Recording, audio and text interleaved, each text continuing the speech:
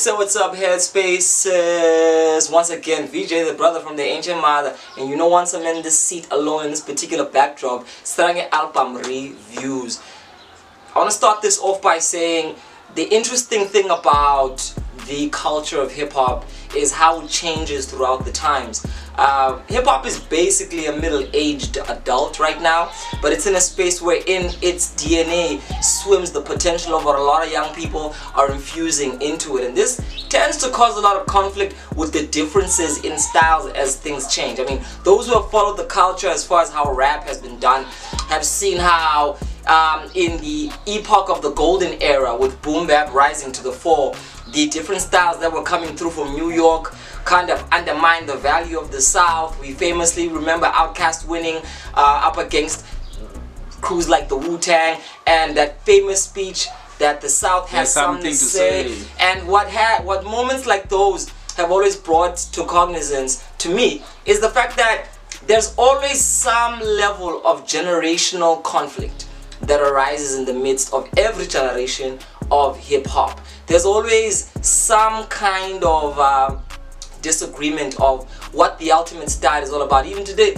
till this day, you see a meme with one side having Nas and one side probably having 21 Savage and actively saying what has happened to hip-hop. But I want to say that if we want to look at hip-hop and particularly rap music's evolution with a broader perspective, we need to start from the very beginning and realize that, number one, rap did not begin in the cypher mold of wanting to be deliberately lyrical. Ultimately, rappers want to have fun, and fun is the core of what hip-hop began in. It was a way to make ourselves feel good in spite of all the things that were against us. So in that feel-good momentum, a Gqeberha legend, that yes, he's definitely earned that right, an OG, somebody who has been moving and making an impact from the late 90s to the early 2000s with the group Khulekani, which kind of broke the door into that hip-hop which was socially orientated, had a political edge, but at the very same time was hardcore, showing that the spirit of benevolence, the spirit of righteousness could still be imbibed with a warrior-like kind of cadence to achieve victory by any means necessary. Coming through with a very Dead Prez-esque revolutionary style, all members of that group evolved and found themselves in their own unique places. Now Ohayv, formerly known as Mamelani, sometimes still known as Mamelani, has been a rapper who has set himself apart by having something other than the lyrics in his pocket. A soul singer, somebody who's able to imbibe his songs with a beautiful level of musical artistry. I mean, we're going back to projects such as the Something I Love EP, where a lot of Ohayv fans love the fact that he's a great songwriter. He's not able to just make good old-fashioned super tight bars, but he's able to package it into a way that the everyday listener could appreciate. And I think this particular EP, aptly named EP.ISODIC, which is a play on the EP with the Sodic, so EP.ISODIC, if you want to pronounce it like that, is the latest project from Ohayv Abir. Now the question mark is, he's been quote-unquote out the game for a minute, and the last time he really made his strides was when we kind of had boom bap in the foreground doing its thing with the commercial edge still kind of bubbling. And now we're in a space where a lot of people consider trap as the conventional form of rap, and it gets harder for rappers who come from that era of backpacker-centric, lyrical-centered rapping to make that kind of impact. Does Ohayv's flair for soul do it? It's 4 tracks. It comes in with the song One, next thing is Apos Pumakona, next is The Day the Cypher Stood Still, and it ends up with Zaka Things. Now here's what I'm gonna first commend. The narrative structure of this project is beautiful. Ohayv is clearly setting out 2 goals here: to remind people that he is still a superior technical rapper, that there's a reason people respect him, and it's not only because he throws some nice tunes along with his raps, it's because he can actually write and his cadences sit in pockets that are beautiful to listen to. So 2 of these tracks are literally just dedicated to rapping for rappers. he's rapping to the invisible whack rapper or to the invisible challenger. Tracks like One and The Day the Cypher Stood Still are dedicated towards talking to everybody who's ever doubted his integrity as an actual MC. Does he actually do this? I think from a technical standpoint, yes, he does. But I noticed one thing that might be the reason why people don't give Ohayv his stripes when it comes to bars. Rappers rap with a voice. And if you study how greatness transfers itself into the hip-hop scope, it is rappers who rap in the same tone and in the same signature accent and in the same kind of drawl or whatever that they speak in, who kind of reach out to audiences in a very organic way, because they're using their actual voice. They rap as if they were actually talking to you. And as a listener, there's a way where you feel you're actually engaging with a real person, not a character, not a persona, not somebody who's trying to be larger than life, but somebody who's actually saying, yo, give me a listen and let me actually pour out whatever's in my mind for you.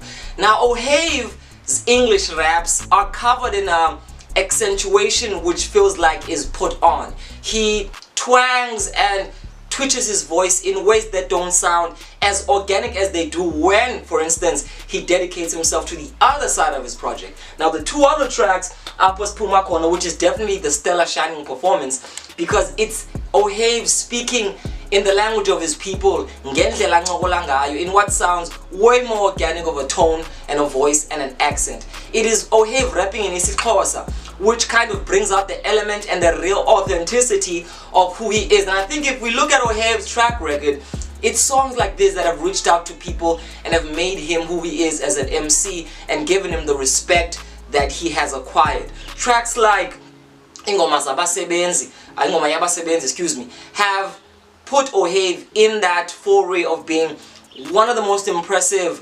narrators of the street life from an open, vivid conscience. And he does this again with Apos Pumako. And I feel there's this dissonance that when you listen to Ohayv rapping his Xhosa and in English, it doesn't have an organic transition. It really feels like the real Ohayv is the one who raps in his Xhosa, but the one who raps in English kind of puts on the kind of melodies of a lot of rappers that he's heard, and in a way, yeah, it's still good raps, but it sounds disingenuous to the performer. They don't convey themselves in a way that's believable, and I think that's one thing that a lot of MCs take for granted. The way that you speak, the accent that you use is important in how you convey your lyrics. Because if you kind of tend to swang more to the, and you make your bars sound more Americanized, or maybe just more in tune with a lot of how hip-hop accents sound like, then you lose the authenticity of how you really sound when people talk to you in the streets. And I think this is a dissonance that shows off in the music. Rap how you speak, speak how you rap. Because when you do that, then there's no need to put anything on and thus to take anything off. You've simply taken away the work of having to build a persona, and you've dug deep into who you truly are. So I think that the reason why lyrical barrages like The Day the Cypher Stood Still don't punch as hard as they do with Ohayv's verse is that he kind of doesn't sound like himself. And with Epic and shout out huge to Oracle, they present themselves in a way where their kind of cadences sound more natural to who they are if you've listened to both of these MCs. So Ohayv's definite powerful moments are in the Xhosa realm, and I'm not saying he cannot rap in English. I'm saying that if he rapped in a way that his English sounded way much more natural to his accent, and I'm directly accusing Ohayv of putting on an English accent instead of just rapping in the accent that he has. This is not only a thing he does, it's something broad to a number of MCs who grew up in the townships. There's almost a colonial aspect to how a lot of us feel in order to be recognized and listened to. Our English raps need to be worn in an accent that's accessible to people who speak English sophisticatedly, or who have an accent that's smooth enough to be welcomed by the global world. And I think there's a lot of MCs who've proven that wrong. Patrick Tabs with his insistence on the guttural R, and many other MCs who have pronounced English in ways that are uniquely South African, which bring out the importance of using your own voice. But generally, a beautiful conceptual album which says again two things. I am an actual good technical rapper, and 2, I am able to bring in the much needed soul to what rap is all about.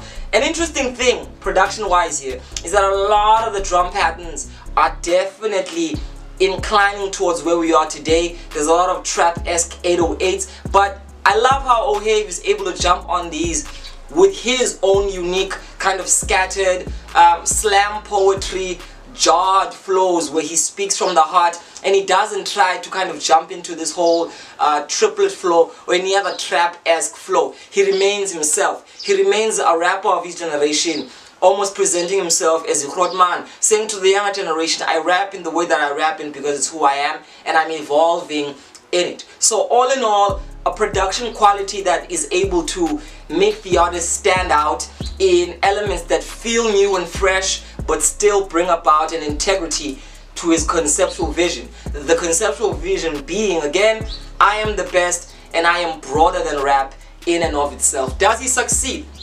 Gonna give this project a 6 out of 10 because it's definitely beyond average. As an EP, you're able to really remain hooked because, again, Ohayv is a really good songwriter. He's able to insinuate a lot of the moments here with interesting hooks, with sincere soulful melodies, and with the simplistic songwriting style, which I think he appealed to the quote-unquote wonge wonge. He has tricks that a whole lot of MCs from the cypher would die to have, but I do think he doesn't have the respect that MCs from the cyphers have. So he's kind of like a conventionally friendly rapper who wants to prove himself to the heads because he's done the general proving himself to the everybody, and there's a power in that. There's a power in what Ohayv brings right now. He's saying this is an episode of me showing myself true as an MC, and you gotta love that because he's saying even if I make good songs, we've all gotta rap at the end of the day. So 6 out of 10 for me. The production is solid,